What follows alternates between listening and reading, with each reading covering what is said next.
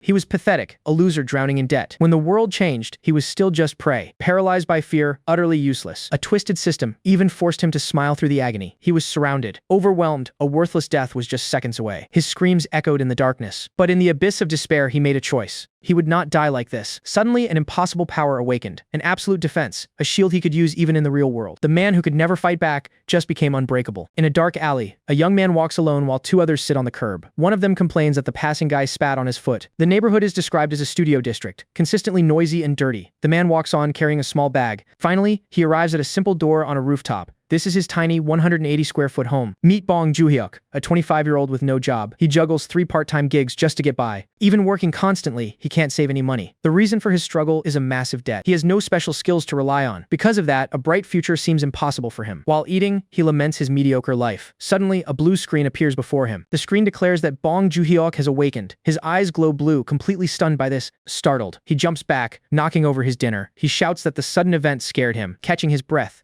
He stares at the fading blue light. He wonders if he really just awakened. An awakening is considered a great blessing by many. It's a chance to completely turn one's life around. However, there's a catch to this newfound power. You can only enjoy it if you manage to stay alive. Entering the tower is extremely dangerous. One could easily be torn apart by a vicious monster. There are also other ways to meet your end. You could freeze or burn in extreme climates, or perhaps you could fall victim to poison. The list of potential dangers seems endless. He humorously imagines himself as an instructor. He teaches the various ways to die in the tower. In real life, he is a person who avoids conflict. He even fakes phone calls to ignore injustice. He has always avoided dangerous situations. For 25 years, he lived as a complete nobody, back in the present. He puts down his chopsticks. He questions if this was all a dream caused by exhaustion. Deciding to check, he calls out for the status window. He hopes to see if the change is real. At that moment, a system screen materializes. It displays his name and a new trait called Summon. He reaches out a hand, touching the solid screen. He realizes it's not a dream, and his trait is summoning. Awakened people are granted abilities known as traits. These can range from fighting styles to special powers. Among them, summoning is the ability to command creatures. These include spirits, beasts, and even golems. Now knowing his trait, his mind races with possibilities. He wonders what kind of summoner he will be. Full of excitement, he decides to test his new skill. He strikes a pose and shouts the word summon. He then tries to use random summon, feeling a bit embarrassed. But nothing happens at all. After a moment of silence, he stands there confused. The skill didn't activate as he expected. He then remembers a crucial piece of information. Player skills are not supposed to work outside. The abilities granted to players are only valid inside the tower. They can't be used in the normal world. At that point, he feels like a complete idiot. It is common knowledge for anyone with internet access. He scolds himself for even thinking it would work. But then, something unexpected happens. A blue system window appears out of nowhere. It announces that a random summon is being initiated. His eyes widen in complete disbelief. A purple light starts to glow within his pupils. Immediately after, a glowing purple portal erupts in his small room. It fills the space with intense energy. From within the shining light, a figure emerges. It's a man dressed in warrior-like gear. The protagonist is completely shocked. He can't understand why the skill is working now. To his surprise, the summoned man salutes him. He confirms that he is, in fact, a human. Juhyeok is still processing the situation. He managed to summon a human outside of the tower. The summoned man then takes a deep breath. His attention is caught by a particular smell. Suddenly, his expression changes to pure joy. He excitedly asks if he smells ramen nearby. Juhyeok allows it. A bit reluctantly, he thinks that he's summoned a moocher of all things. The warrior doesn't hesitate for a second. He grabs the bowl and starts slurping the noodles loudly. But right after the first bite, he recoils. He complains about how spicy the food is. This whole situation is completely baffling to the protagonist. He can't believe he summoned a human. He quickly pulls up his status window for answers. It says he can summon humans and demi-humans. The summons also have different grades of rarity. It feels just like a character pulling game. Then, another notification pops up on the screen. It states that the summoned is bound by 3 mandates. The mandates are simple but powerful rules. First, protect the summoner's life above all else. Juhyeok finds the idea of absolute obedience interesting. Meanwhile, he wonders about the identity of his new companion. The catalog details the summon, an assassin named John Kasac. He was known as a lunatic with a 99% success rate. At that moment, Juhyeok's vision warps. He's suddenly pulled into a flashback. His spirit seems to fall through a void. He is witnessing the assassin's memories. As he tumbles through the darkness, Kasac's figure appears. The summoned warrior easily catches his master's spirit form. Juhyeok's consciousness is completely disoriented. He is just a spectator here. He sees a glimpse of a chaotic battlefield. This is a look into Kasac's violent past. The assassin moves with deadly grace. He cuts through numerous enemies without effort. However, there was a strange quirk to his work, something that set him apart from others. The man would gift-wrap the heads of his targets. Now Juhyeok understands the insane part. Kasac seems to take pride in this bizarre ritual. He even gives a slight, smug smile. But his long streak of success ended with one single failure. His final mission was to assassinate a high-value target. The assassin prepared to strike his his sleeping victim. Unfortunately for him, the target was the Empire's strongest swordsman. And so, the memory ends with Kasac's own demise, a fitting end for a legendary killer. Back in the present, the assassin's face is extremely close. He asks Juhyeok what he is thinking about. Startled, the protagonist jumps back across the room. Kasac apologizes, saying he just wanted to ask for orders. Juhyeok remembers the absolute obedience mandate. This powerful being must follow his every command. He takes a moment to compose himself. The situation is still hard to believe. To test it out, he gives a few simple orders. Kasac follows them with incredible speed and precision. The protagonist is stunned by his efficiency. The assassin doesn't complain at all. He is actually doing everything he says. The legendary killer is now his personal butler. He asks if there are any limits to the commands. Kasac assures him his obedience is unconditional. Deciding to push his luck, he makes a ridiculous request. He asks the man to bark for him. He even specifies like a dog. A tense silence fills the room. For a second, Juhyeok thinks he's crossed a line. He just insulted a deadly warrior. To his complete surprise, Kasac happily starts barking. He even wags an imaginary tail with joy. Juhyeok gives a thumbs up, completely satisfied. The absolute obedience is the real deal. Suddenly, a loud banging echoes from the front door. Both of them turn their heads in alarm. A voice yells for Bong Juhyeok to open up. He instantly remembers the interest payment is due. He tells Kasac to get up and get ready. He has to deal with the unexpected visitors. A flashback shows him borrowing 10 million won. Desperate, he had turned to a loan shark. The money was for his family's emergencies. Now, the interest alone has become an impossible burden. He knows it was a terrible decision. But back then, he felt he had no other choice. The shouting outside gets louder. Juhyeok calls Mr. Kasac, thinking of a plan. The assassin immediately draws a dagger. He offers to bring his master the man's head. Juhyeok quickly stops him, horrified. He orders him to hide in the bathroom and make no sound. As soon as he opens the door, a hand grabs his neck. The loan shark confronts him about the missed payment. Juhyeok can only apologize for forgetting. The man makes a grotesque suggestion. He says life is easier with only one kidney. One of his thugs mentions Juhyeok's little brother. The boss notes that young organs sell for a high price. Hearing them talk about his family makes his blood boil. A dark expression covers his face. The loan shark notices his angry stare. He provokes him, asking if he wants to fight. Juhyeok immediately puts on a fake smile. He nervously denies any intention of fighting back. With one final warning, the loan sharks leave. He lets out a huge sigh of relief. Kasac steps out of the bathroom. He confirms that he followed his master's command perfectly. Juhyeok sits on the floor, completely exhausted. He doubts that a coward like him could ever survive the tower. The assassin asks for his next command. Juhyeok offers to dismiss him if he wishes to leave. Instead, Kasac raises his hand with a bright smile. He asks if it's alright for him to watch some TV. He wonders how the assassin knows about ramen and TV, but Juhyeok agrees anyway, and the summoned man thanks him. Later that night, Kasac sits watching a drama. Meanwhile, the protagonist is fast asleep in bed. The assassin has a peaceful smile on his face. He finds comfort in just having someone else nearby.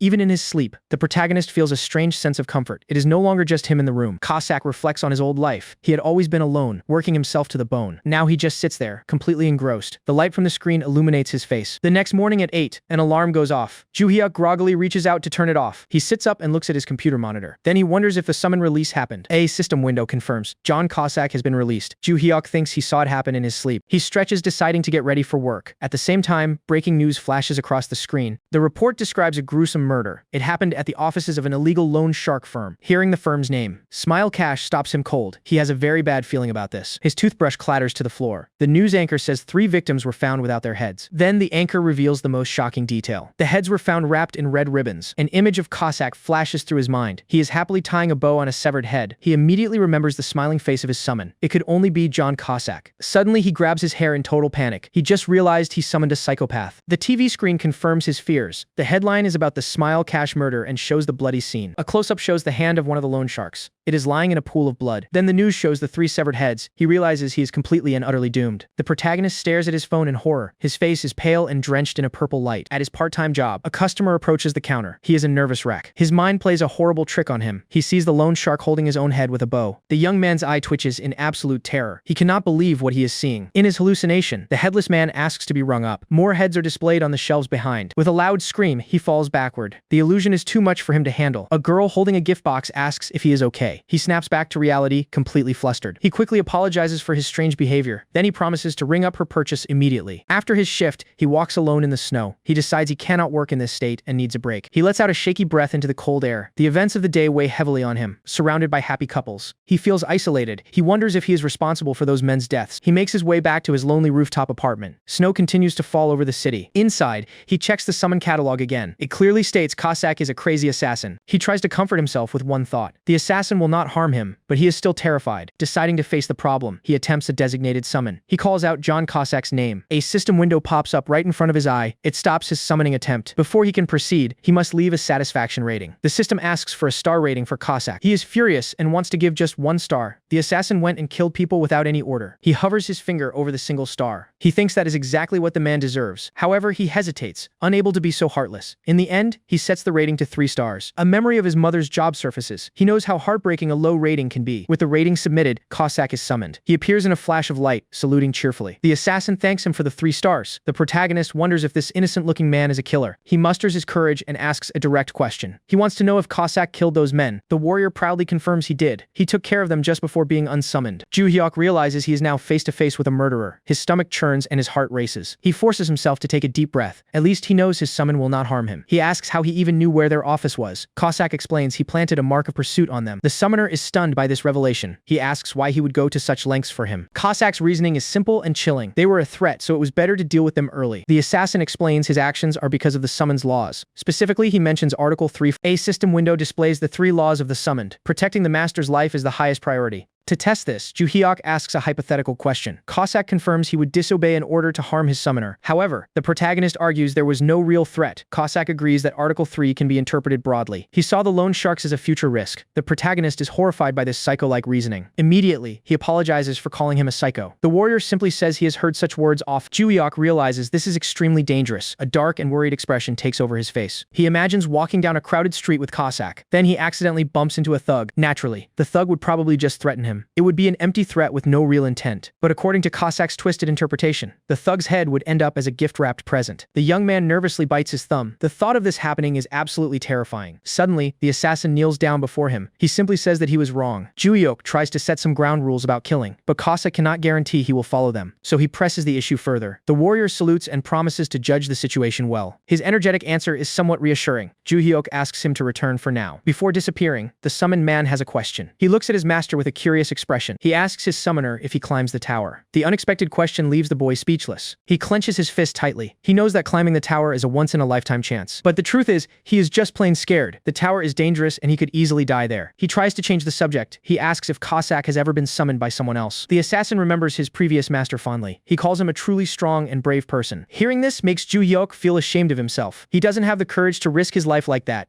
He admits that he knows he is just a pathetic coward. Kasac quietly listens from a distance. To his complete surprise, the warrior erupts with joy. He calls Juhyeok the best summoner he has ever had. He grabs his master's shoulders and yells, "The greatest virtue for a summoner is to be safe." According to him, a brave summoner is a dangerous one. After all, if the master dies, the summon is useless. With a wide grin, he promises to do all the dirty work. He will handle anything dangerous that comes their way. He only asks that Summoner Bong plays it safe. He wants him to live to a ripe old age. That night, the protagonist tosses and turns in bed. He is still debating whether to climb the tower or not. In the end, he decides against it. He will just be grateful that his debt is gone and move on. He stretches on the rooftop, resolving to live diligently. He believes everything will get better from now on. At that moment, he feels a vibration in his pocket. He pulls out his phone to see who is calling. It is his father, asking about his rehab. He also mentions the need to move to a bigger hospital. Suddenly, the call takes a devastating turn. His father tells him that his mom has been fired from her job. He promises to visit soon and then hangs up. The weight of his family's problems crushes him. He stands there, staring at his phone in silence. His resolve to live an ordinary life shatters. Now filled with a new purpose, he prepares to leave. His gear is a simple safety personnel full set. His plan is to just take a quick peek at the first floor. If it is too dangerous, he will leave immediately. Just as he is about to leave, he pauses. He does not necessarily have to summon the crazy Kasac. He thinks about trying a random summon again. Maybe he will get a legendary super rare rank this time. But a system window pops up with bad news. The random summon is on a cooldown for a whole month. With no other option, he summons Kasac again. The warrior thinks he got a 5-star rating and is overjoyed. The protagonist awkwardly welcomes him back. He hopes the assassin does not know what he just tried to do. He announces his decision to enter the tower. Kasac calls him brave, but Juhyeok quickly denies it. The assassin takes his crude weapons away. He says he will become his master's tool and hunting dog. He promises to drive safely and comfortably. His summoner will not have to lift a single finger inside. A system window asks if they want to enter the tower. Both of them excitedly agree to go. As the system announces their entry, they are pulled in. A vortex of blue light engulfs them completely.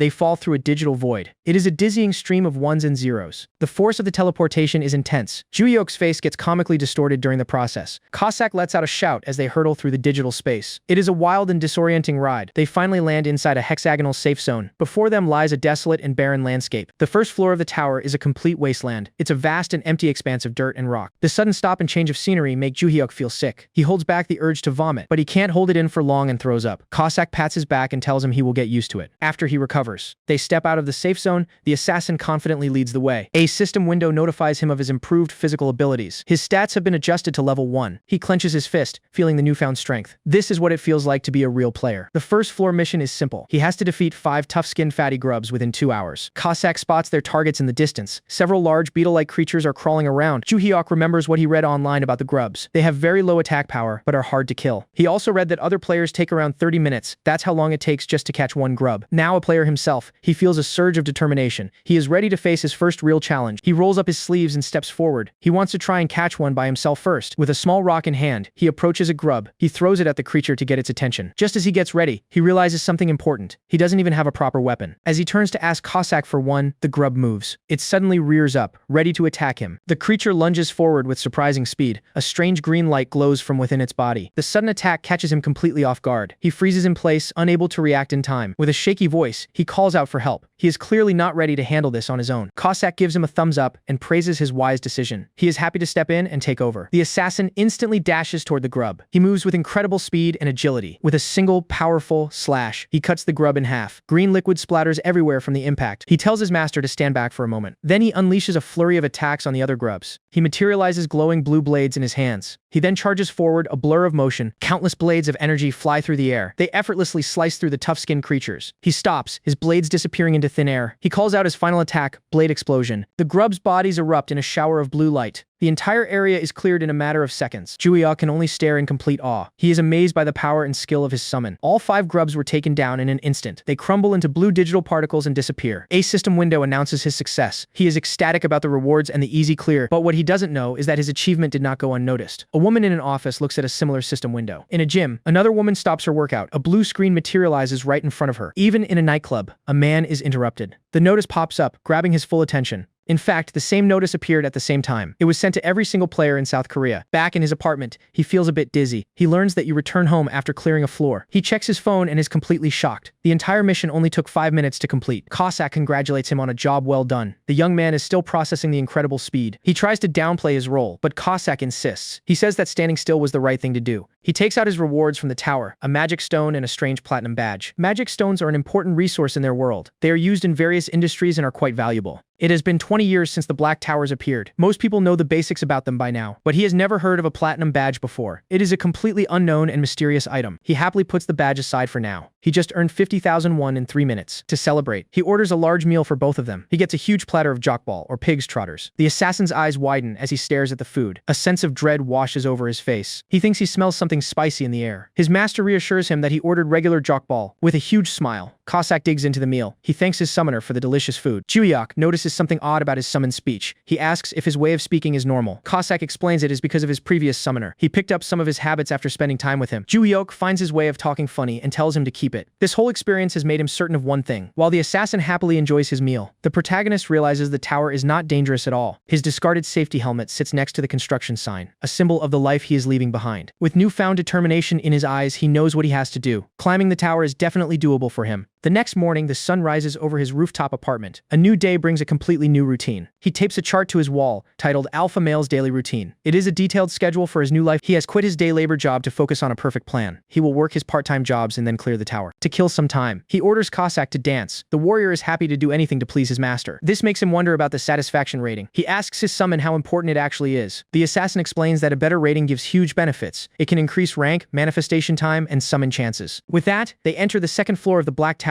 Juhyeok strikes a pose ready for the next challenge. The new mission is to defeat 10 quick-witted fatty grubs. This time, the creatures are much faster than before. He remembers reading that these grubs are tricky to catch. He is surprised by just how fast they really are. As he wonders what to do, Kasac steps in. The warrior tells him there will not be time for a plan. With a confident smirk, he holds up 3 fingers. He declares that this will be a 3-minute cut. He powers up, ready to end the fight quickly. Then he promises to escort his master home right after. Juhyeok is already thinking about their victory meal. He shouts out an order for chicken and beer. Motivated by the promise of food, the warrior thanks him. Then he unleashes a wave of powerful energy. His attack instantly obliterates the quick-witted grubs. They are torn apart in a shower of blue light. Another system window pops up with the mission results. He has once again achieved an S++ clear rank. He gets another platinum badge for his efforts. He cannot believe how easy and fast this is turning out to be. On the 3rd floor, they face 10 ice-cold fatty grubs. Kasac praises his master's improved landing skills. In a flash, the 3rd floor is also cleared. He gets yet another level up and another S++ reward. The 4th floor mission is completed just as quickly. The assassin stands proudly after another easy victory. After clearing the 5th floor, they give each other a high five. They are working together as a perfect team. A special notification then appears on the screen. He has collected 5 platinum badges and earned a special perk. The special perk is an awakening trait enhancement. It increases his number of simultaneous summons to 2. He checks his status window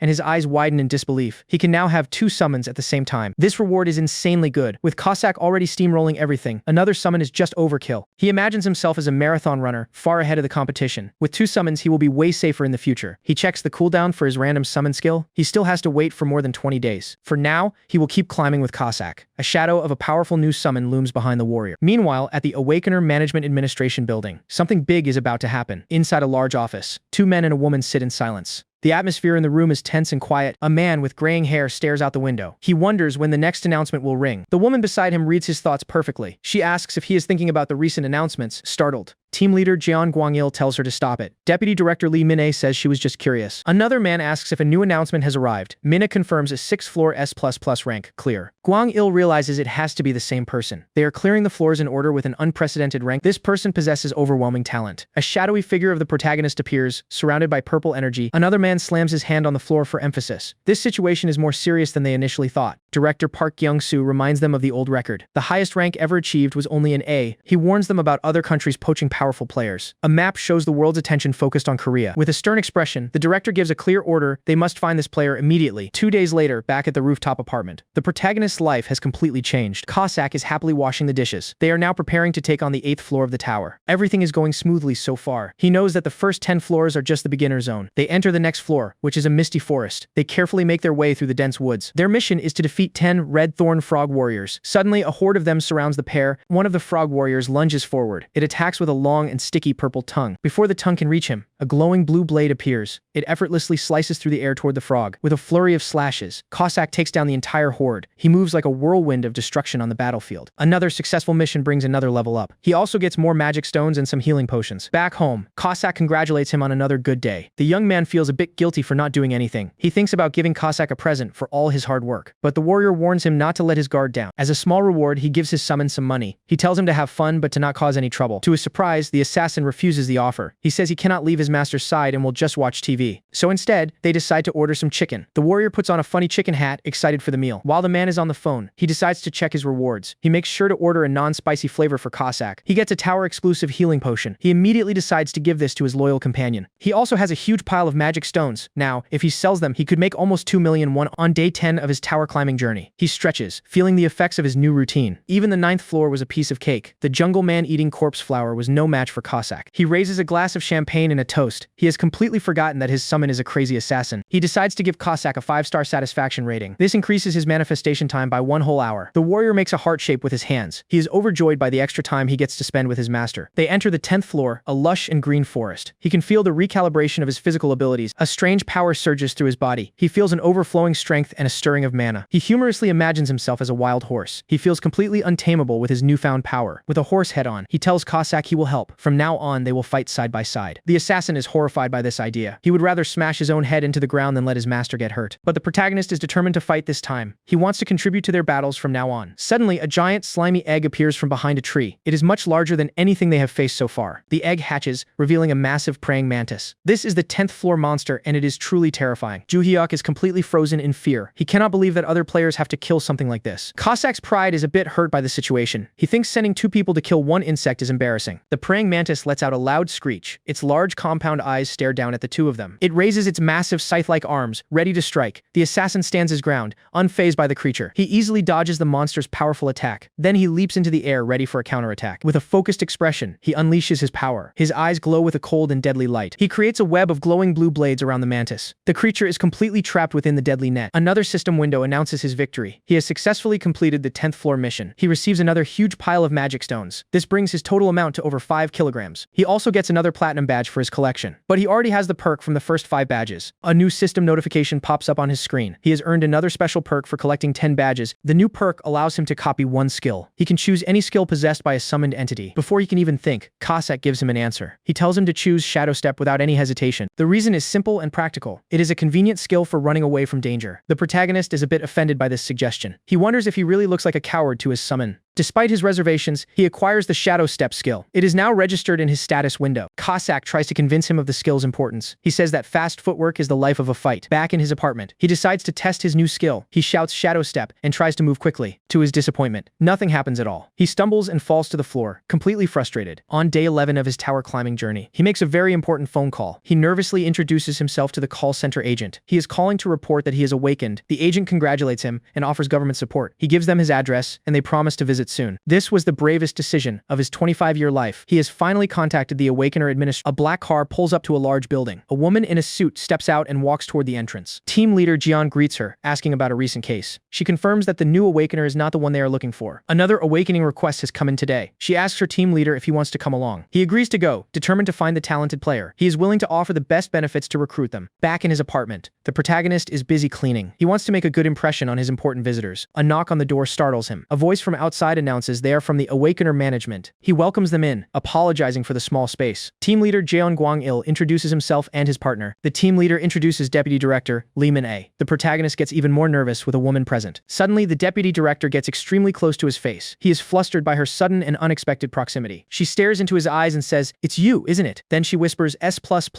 and he is completely shocked. She leans in closer, pressing him for an answer. The team leader watches from a distance, just as surprised. He jumps back, completely startled by her actions. His face is flushed, and his heart is pounding in his chest. He wonders if there is some kind of identification method. He has no idea how she could have possibly known. He quickly decides to deny everything. His best bet is to act as natural as he possibly can, with a robotic expression. He claims to have heard of it, but he denies being the S++ rank holder. The deputy director is not fooled by his terrible acting. She points out that it is a textbook lying signal. The team leader quickly pulls her back. He reminds her not to probe people like that. He then apologizes for her rude behavior. The protagonist realizes they were just testing him. After they all sit down, the team leader begins the interview. He has a few questions for verification. He asks if he has truly awakened and entered the tower. The young man confirms and shows them his magic stones. Hearing that he has reached the 10th floor shocks both of them. It is the same floor as the S++ grade record. The deputy director's eyes narrow with suspicion. She starts to believe that he might be the one after all. She then asks him if he has heard about the global notice. It is the recent issue that has everyone talking. He tries to play it cool, acting like he has just heard of it. He praises the unknown player, trying to deflect suspicion. But his nervous grin and shaky thumbs up give him away. His excessive nervousness is extremely suspicious. The team leader decides to move on to the contract terms. The government divides players into 2 different groups. The general team is like a group of freelancers. They act on their own schedules and have more freedom. The elite team, on the other hand, works closely with the government. They receive various benefits, including personal protection. They also get a basic annual salary. But this means his identity as the S++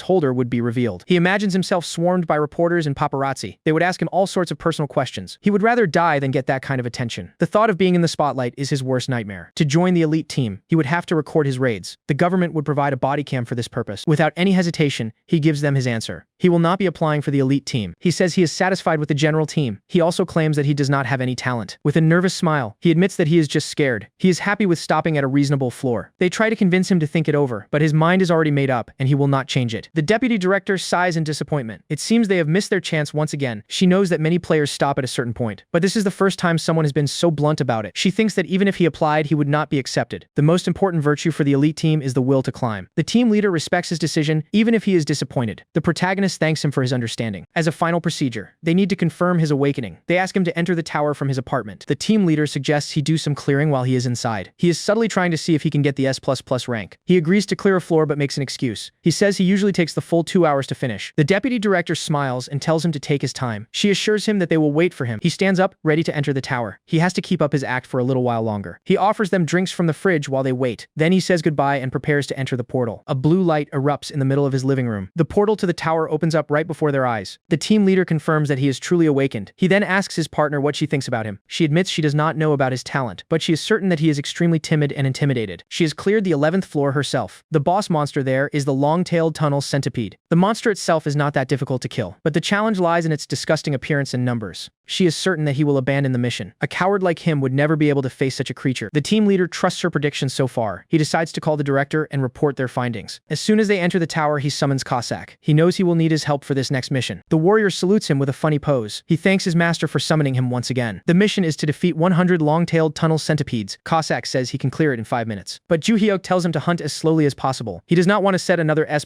clear record. He explains that there are eyes watching from the outside. The assassin understands his intention and gives a thumbs up. With a mischievous grin, he thinks about his clever plan. A messy record will help him escape the S++ net. Kasac starts fighting the centipedes. He moves with his usual speed and grace, taking them down easily. But the protagonist quickly tells him to slow down. He needs to make this fight look much harder than it is. The warrior adjusts his hunting speed. He is now taking down the centipedes at a much slower pace. The young man jumps on top of a centipede. He is getting a bit too confident in his new abilities. Suddenly, the centipede's legs wrap around him. He is completely caught off guard and panics. He tries to use a skill to run away, but his body will not move. The centipedes start to swarm around him. The assassin's expression turns serious. He cannot let any harm come to his precious summoner. He yells out to his master, telling him he will take care of it. He then rushes in to save him from the swarm. With a furious shout, he unleashes a powerful attack. He will not let these disgusting creatures touch his master. His blades of light slice through the centipedes. He clears the area around his summoner in an instant. He frees him from the centipede's grasp. The protagonist is still shaken from the close call. He tells his summoner that he is still going too fast. The remaining centipedes are still a threat. But Kasac refuses to slow down any further. His master's life takes priority over any orders. The protagonist realizes he has no choice. He cannot risk another S++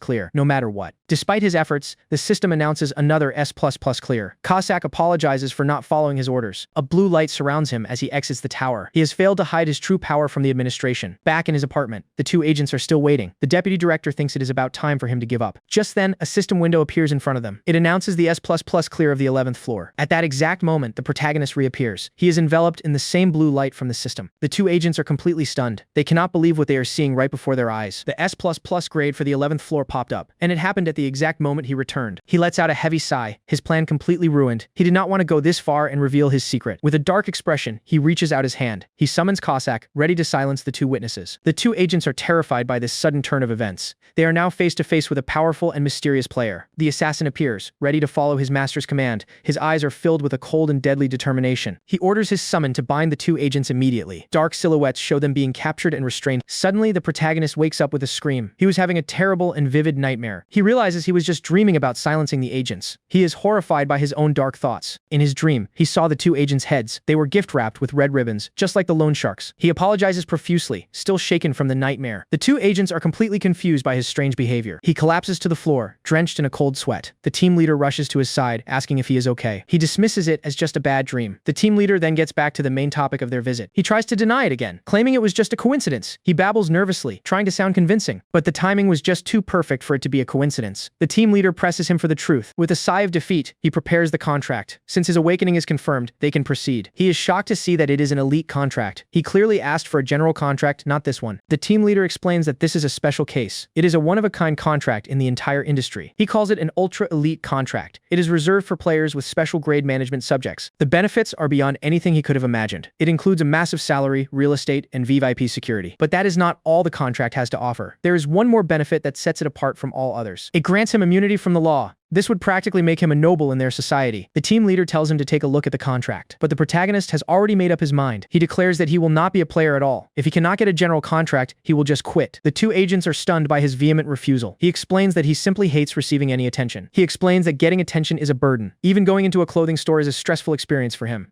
Even a simple compliment from a cashier makes him anxious. He feels like he can never go back to that place again. After hearing this, the two agents come to a conclusion. He is not just shy, he is an extreme introvert. The young man says climbing the tower is only fun for now, but the future is uncertain and he is not ready to commit. The team leader finally understands his position. He agrees to proceed with a general contract instead. With a firm handshake, the deal is finally sealed. An elite contract comes with a lot of responsibility. You cannot just quit whenever you want. The elite team is created to climb the unexplored upper floors. He declines such a heavy burden. He is happy as long as he he can live more comfortably than before. Meanwhile, at the Soul Awakening Management Bureau, an important meeting is about to take place. The two agents stand before their director. He is confused by their report on the new player. The director cannot believe an S++ achiever is so timid. The team leader says his personality is just peculiar. He recalls the man's anxious face during their meeting. It was a rare level of timidity he had never seen before. The director wonders if they got the wrong person, but the timing of the clear notification matched perfectly. Then he slams his fists on the table, suddenly furious. He declares that talent trumps personality, and they must recruit him. With a determined look, the team leader agrees. They must get the S++ player on the elite team. Back at his apartment, the protagonist shouts in anger. He makes it clear that he will absolutely not join. Kasac apologizes, thinking he is the target of his anger. But the young man was just practicing how to act angry. Soon after, a new mission alert appears. They must enter the 12th floor of the Black Tower. On the frozen 12th floor, he gives his summon an order. He must hunt the monsters as slowly as possible. He believes this is a solid plan. If he clears floors normally, the administration will lose interest. But a sudden gust of wind reminds him of one problem. The icy landscape is unbelievably cold. He was prepared for the cold, but not for this. The warrior notices his master's complexion changing. The assassin panics, asking if his master is okay. He vows to finish quickly to get him somewhere warm. His summoner tries to stop him, but it is too late. The warrior dashes off at full speed to end the fight. He believes a cold is an incurable disease. He will not let his precious summoner's life be in danger. Thanks to Kasac's overreaction, he gets another S++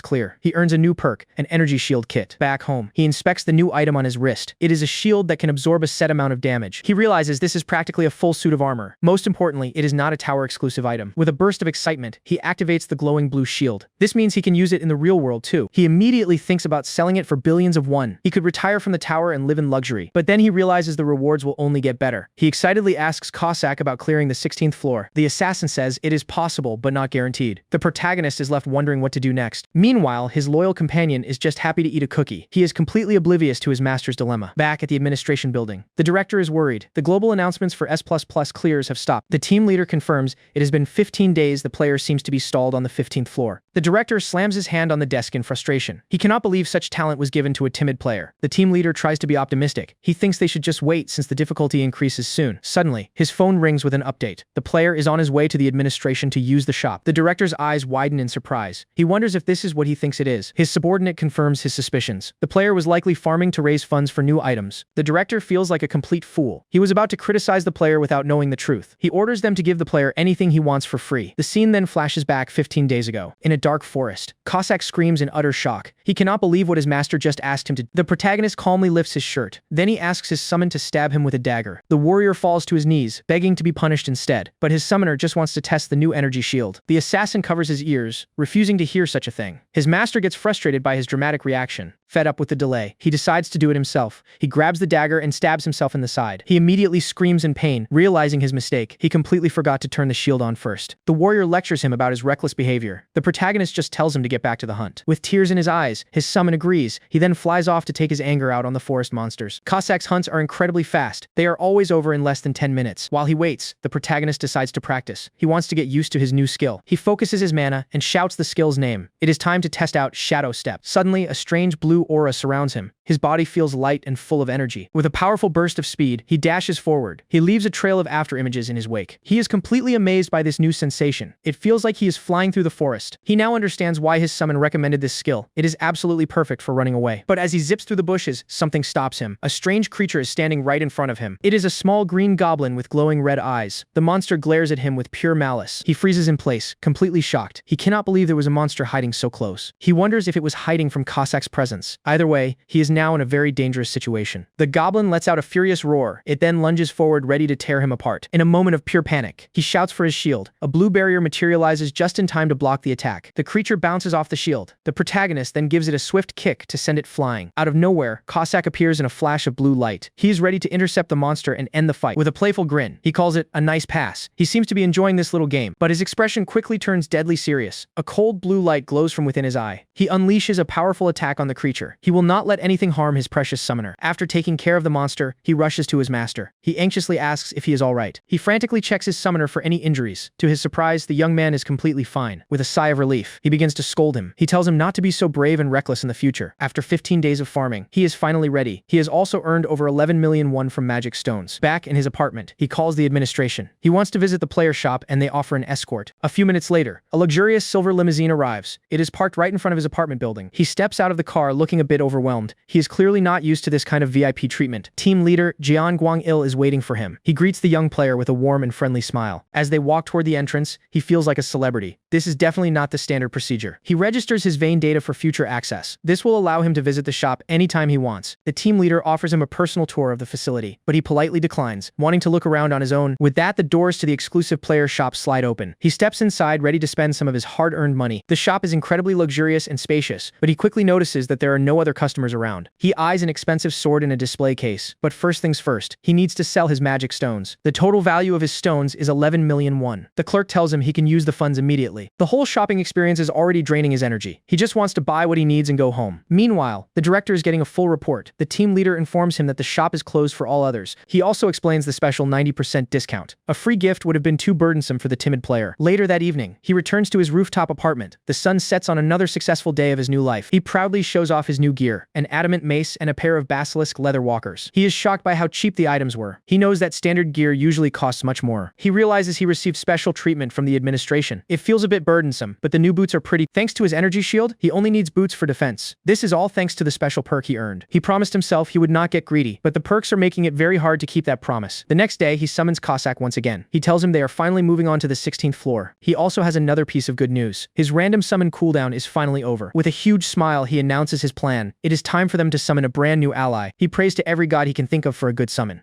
He even throws in a few magic words for good measure. A massive purple portal opens up in his living room. A glowing silhouette begins to emerge from within. The light is so bright that he has to shield his eyes. He has a bad feeling about this summon. The sheer power of the summon cracks the floor of his apartment. The entire building begins to shake from the pressure. He is completely terrified, his face pale with fear. He is more worried about his security deposit than the monster. From the portal, a massive, muscular hand emerges. It glows with an intense purple energy. Then a huge foot appears, cracking the floor with its weight. The summoning is clearly a powerful one. A giant tattooed warrior fully materializes. He towers over the protagonist, shattering the apartment floor. With glowing red eyes and a savage grin, he looks terrifying. It is hard to tell if he is a human or a monster. Without hesitation, Kasac launches a furious kick. He yells at the new summon to sit down immediately. His foot connects squarely with the giant's face. The impact sends a shockwave through the room. As he attacks, the assassin screams with pure rage. The protagonist wonders if these two already know each other. But the giant warrior is completely unfazed by the blow. He simply states that the powerful kick just tickled. With that, Kasac draws his daggers, his eyes glowing. He threatens to end the new summon right here and now. Just as the assassin lunges, his master jumps between them. He shouts for both of them to stop the fighting. He says one broken ceiling is more than enough for him. Reluctantly, Kasac calms down and obeys his command. The protagonist wants a word with the new guy, but his first summon insists the warrior is a famous moron. The large man tries to recite the 3 laws for summons, but he stumbles, getting them completely wrong. Kasac declares the new guy a total dud. He suggests killing him to put him on a long cooldown. A system window then pops up with the summons details. He is a dim-witted savage meat shield of the Great Plains. Seeing his rare rank, the lowest possible, is a letdown. He considers waiting a month to try summoning again. He tries interviewing the new guy, but it is useless. The warrior does not remember his name, his purpose, or the tower. To understand more, he decides to check the detailed specs. A strange energy pulls him toward the system window. Suddenly, he finds himself being sucked into the summon's memories. It is just like what happened with Kasac. He is transported to a vibrant green field. He floats through a peaceful world full of life. In this memory, the savage warrior is a pure soul. He finds true happiness just by being one with nature. However, this peaceful world had its own dangers. A giant, vicious wolf appears, ready to attack him. Despite his innocent nature, his physical stats were incredible. He easily wrestles with the wolves, treating it all like a game. But his biggest weakness was that he was too dim-witted. A man with a sinister smile saw this as an opportunity. This man, Arius, introduced himself, but the warrior was lost. He had forgotten his own name and his past. In the end, the savage warrior was deceived by the false hero. He was used as a meat shield against a giant hydra. With his resilient body, he fought the beast head-on. He tore off its heads, unaware his own skin was melting. He fought only to protect his comrades. But as he died from the acid, they just mocked him. The memory ends with his skeleton dissolving in a green puddle. Now the protagonist understands his title as a meat shield. He is completely disgusted by the warrior's tragic past. He decides that being a little stupid does not matter at all. Back in the present, he opens his arms. He offers a warm and sincere welcome to his new companion. First, he decides to give the warrior a name, but the giant still does not know which one he prefers. When told to just pick one, the savage warrior chooses. From now on, his name will be Gobang. The summoner promises to make Gobang happy. All he asks for in return is the giant's trust. He then announces that the 3 of them are now comrades. Kasac is absolutely horrified by this declaration. But after a moment, a brilliant idea strikes him. A complex calculation flashes through his mind. The assassin suddenly changes his mind completely. He will whip the new meat shield into shape and make a man of him. A new chaotic team has been formed. A timid player, a deranged assassin, and a dim-witted meat shield. They enter the 16th floor of the tower together. Despite being a recipe for disaster, they are ready to fight. Their mission is to eliminate 30 goblin scouts. Kasac immediately takes charge, giving orders to his master. He explains that these goblins use poison needles. They must stay vigilant for a potential ambush. At that moment, a goblin takes aim from a nearby tree. Its blowgun is pointed directly at the protagonist. The creature prepares to fire a deadly dart. A bright pink energy glows from the tip of its weapon. But before it can shoot, Kasac blocks the attack. He saved his master from the poison dart just in time. Suddenly, dozens of goblins emerge from the shadows. The entire team is caught in a full-scale ambush. Kasac shouts for his master to dodge. Then he uses his blades to deflect a volley of poison darts. The rain of darts is relentless and overwhelming. There are far more goblins than they expected. The summoner calls out for his new meat shield. He orders Gobang to get in front and block the attack. With a determined look, Gobang's eyes begin to glow. He is ready to fulfill his duty as the team's tank. He stomps his foot on the ground with incredible force. A wave of fire erupts to counter the incoming projectiles. Gobang leaps high into the air, a glowing comet of power. Below him,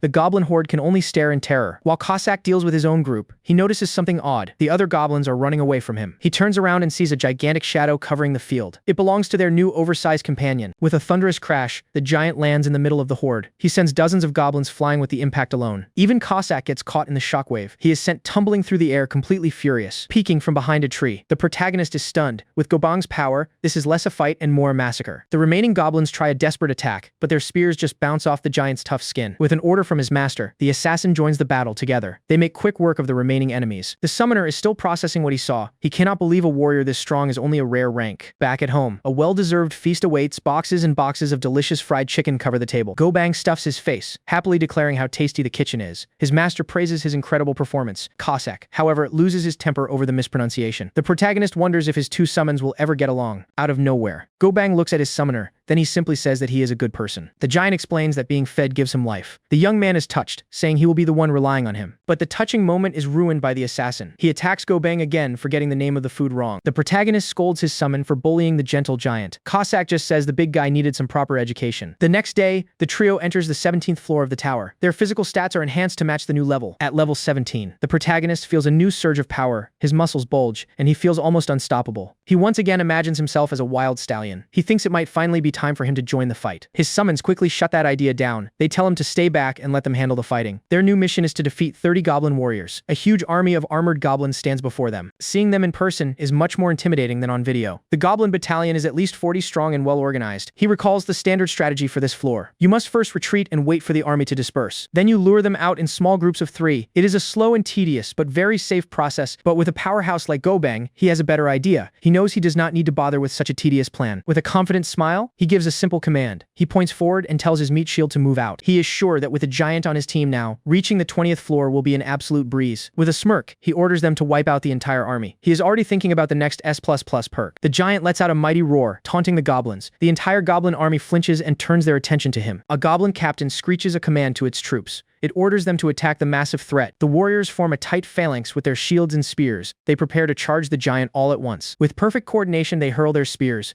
Dozens of sharp projectiles fly through the air toward him. Gobang plows through their ranks like a bowling ball. He sends goblins and their broken weapons flying everywhere. The goblin army is completely shattered in an instant. A single broken spear lies on the ground as a testament to his power. The protagonist can only watch in complete awe. He is amazed by the savage warrior's insane performance. He realizes that strategy only matters in the same weight class. This was like a tank running over a swarm of bicycles. As expected, a system window pops up. He has achieved another S++ clear and a platinum badge. He lets out a laugh, incredibly happy with the result. But his assassin seems to have seen something terrifying. Kasac's face turns pale as he stares at his summoner. He calls out his name, his voice trembling with fear. On the 18th floor, they face a new kind of enemy. Their mission is to eliminate 30 goblin assassins without missing a beat. The protagonist gives the order. Gobang charges forward to face the new threat, head on. But these monsters are different. They use a stealth skill, their bodies turning invisible in the shadows. The assassins suddenly reappear, clinging to Gobang's back. He is completely surrounded and unable to fight back. He flails his arms, confused and unable to see his attackers. The giant is completely helpless against their surprise attack. The protagonist watches from a safe distance. He realizes that this floor might not be so easy after all. Gobang tries to taunt the assassins into a direct fight, but this battle is going to be much harder than he expected. A booming laugh echoes through the entire forest. It is clear that someone is enjoying this chaos. Kasac stands proudly, mocking Gobang's failed attempt. Then he offers to show his master a classier strategy. With a smirk, he activates his shadow step skill. He claims the goblin's stealth is nothing compared to his. He becomes a blur of motion, a dance of deadly blades. He effortlessly cuts down the goblin assassins one by one. The protagonist just watches with a blank expression. He is not surprised by his summon's impressive skills. With a sinister grin, giant, he thinks to himself with satisfaction. His little plan is working out perfectly. He successfully stoked a rivalry between his two summons.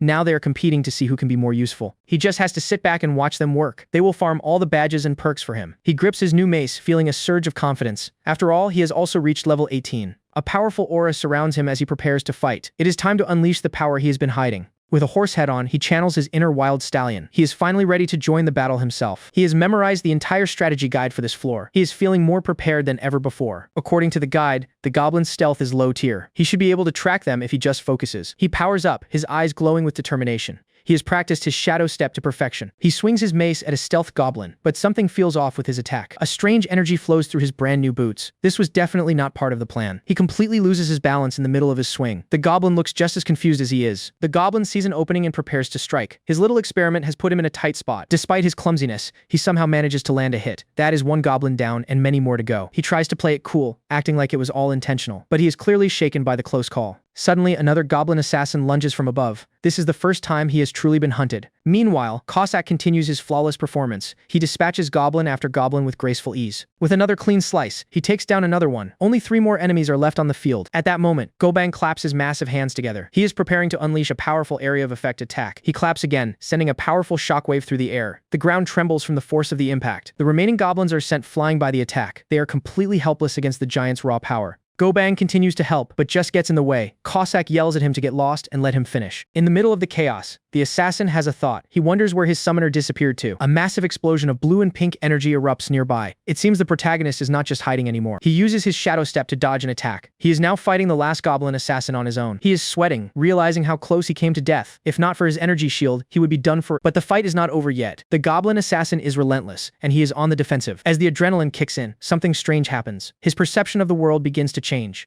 The goblin's blade seems to move in slow motion. He sees a clear opening to counterattack. With a focused gaze, he enters a state of hyper-awareness. It feels as if the entire world has slowed down for him. He unleashes a powerful red energy attack. It completely overwhelms the goblin, ending the fight. The East++ clear window appears as Kasac runs to him. He calls out his master's name, worried about his safety. The young man just smiles, happy that he landed the last hit. He is completely oblivious to his summon's concern. Kasac falls to his knees in despair, completely devastated. He cannot believe his master put himself in such danger. Back at the administration, Lee Min-ae is in shock. A server-wide announcement has just come through. The director slams his desk in excitement. He is sure the player prepared thoroughly for this. He jokes about revealing the player's identity to the world. His subordinates quickly tell him how dangerous that would be. The team leader now understands the gravity of the situation. Juhyeok is a super-class player who needs special care. The news spreads like wildfire throughout the nation. A mysterious player has set an unprecedented record. Everyone is now fixated on the identity of this S++ player. He has become the biggest mystery in the country. Back at home, Kasac lets out a long and heavy sigh. His soul seems to be leaving his body from pure stress. The protagonist tells him to just spit it out. The assassin confesses that things are moving too fast. He explains that the speed of his master's awakening is alarming. It is a level of growth he has never seen before. The young man is completely confused by this statement. He points to himself, unable to believe he has any talent. He laughs it off, thinking his summon is just joking. He is still in complete denial of his own potential. With a serious tone,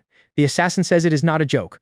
The final moves his master showed were a perfect sequence. He explains that even he would struggle to replicate them, and this incredible talent is precisely what makes it dangerous. Kasac warns that he will start enjoying battles and get cocky. He reminds him of their deal from the start, safety first. With the warrior's hand on his shoulder, the young man agrees. He promises he will not do anything risky at all. The assassin, still sweating with worry, just says Roger. He is clearly not convinced by the empty promise. Juhyeok smiles nervously, wondering why this feels so ominous. He has no idea how serious his summon is taking this. Kasac breaks down in tears, pulling at his own hair. He is certain his summoner is going to cause a disaster. Meanwhile, Goblin watches the dramatic scene unfold. He points out that the crying assassin looks like an idiot. Furious at the comment, Kasac lunges at the giant. He threatens to boil the dim-witted warrior alive in a pot. The punch sends the massive summon flying across the room. He crashes into the furniture, making a huge mess. The protagonist can only stare in horror at the destruction. His precious refrigerator has been completely destroyed. He uses his power to restrain his 2 summons. He yells at them to stop smashing the house and go back. Kneeling on the floor, he mourns his spilled kimchi. The precious gift from his mom is now ruined. Looking out at the evening sky, he decides to clear his head. He plans to visit his parents' house the next day. The following morning, he walks down the stairs. He has arrived at his parents' old apartment building. He opens the door to their apartment, then he announces his arrival with a cheerful greeting. A familiar voice calls out his name from inside. His mother welcomes him and tells him to come on in. He finds his father resting in a hospital bed in the living room. He asks about his hip, but gets nagged for not visiting. His dad complains that bones do not heal that quickly. He then tries to get up, but his family helps him lie back down. His father leads him to the kitchen for some stew. He asks where his younger brother is, and his mom says he is out. A steaming pot of delicious kimchi stew sits on the table. It is a warm and comforting sight for the young man. As they eat, his brother tells him not to worry. His parents just want him to focus on his own life. He decides to test the waters with a subtle hint. He wonders aloud how nice it would be to awaken. His brother immediately catches on, looking at him suspiciously. Juhyeok nervously wonders if he was too obvious, but his father and brother just burst out laughing. They think it is the funniest joke they have ever heard. His mother then asks him about his work. He nervously claims it is his day off, but he actually quit, with a suspicious look. His mom says he has a lying face. He quickly denies it, flustered by her accusation. Despite her suspicions, she gives him a warm smile. She assures him that no matter what, she will always trust him. But her trust comes with one condition. He must never, ever borrow money from loan sharks. A chill runs down his spine as he remembers the loan sharks. He quickly changes the subject and asks about her job. She explains that she was fired after telling off a nightmare customer. She could not stand by and let the woman be rude. He realizes his mom is reckless but brave, and his father is a kind man who fell for her strength. A funny family tree shows his father as the true beta male, and both he and his brother are his beta juniors. He now understands why his parents worry so much about him. He will tell them about his awakening when the time is right. As he leaves, his brother gives him an envelope of cash. He tells him to give it to their parents as an allowance. The protagonist turns around, confused by his brother's actions. He is not sure what his younger sibling wants. He assumes his brother is just embarrassed. He is probably thinking about the tuition he paid for him. With a smile, he pats his brother on the shoulder. He says he knows how he feels, even if he cannot say it. His brother blushes and then points out a flaw in his plan. The allowance list seems to be missing one person. Realizing his brother is just a little punk, he smiles.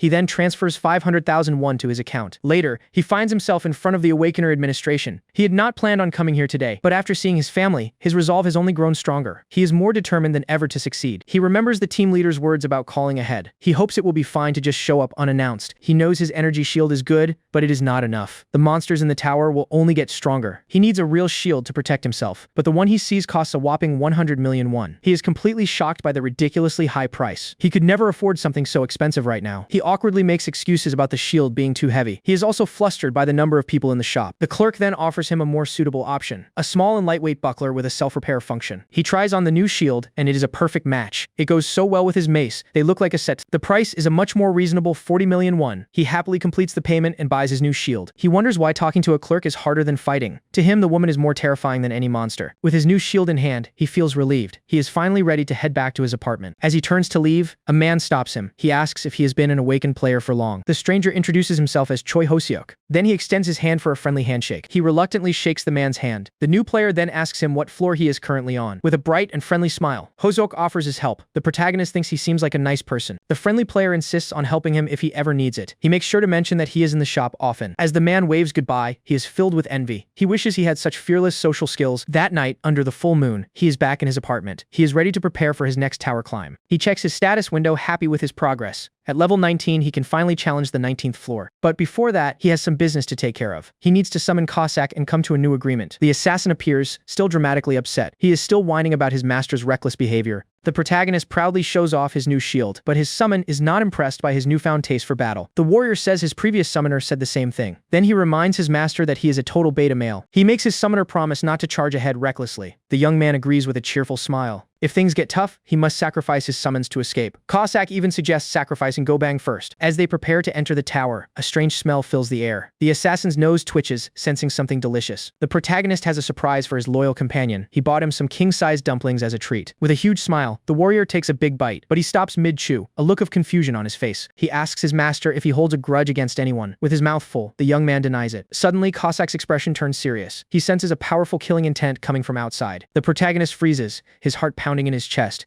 He cautiously calls out, asking if anyone is there. He quickly activates his energy shield, just in case his loyal summon stands ready to protect him. A small metal ball smashes through his peephole. It bounces off the wall, a strange device he has never seen. The ball rolls to a stop in the middle of the floor. It looks like some kind of strange camera or sensor. From the doorway, a shadowy figure appears. The man holds a gun with a silencer, a sinister grin on his face. The protagonist's eyes widen in complete shock. He cannot believe what he is seeing right before his eyes. He recognizes the man from the player shop. The friendly player is now a terrifying and dangerous intruder. The man demands that he hand over his bracelet and inventory. He threatens to shoot him if he does not comply. With a gun pointed at his head, he can only say no. He cannot believe this is happening to him. Behind the gunman, a dark, shadowy figure appears. Refusing to hand over his items is basically suicide.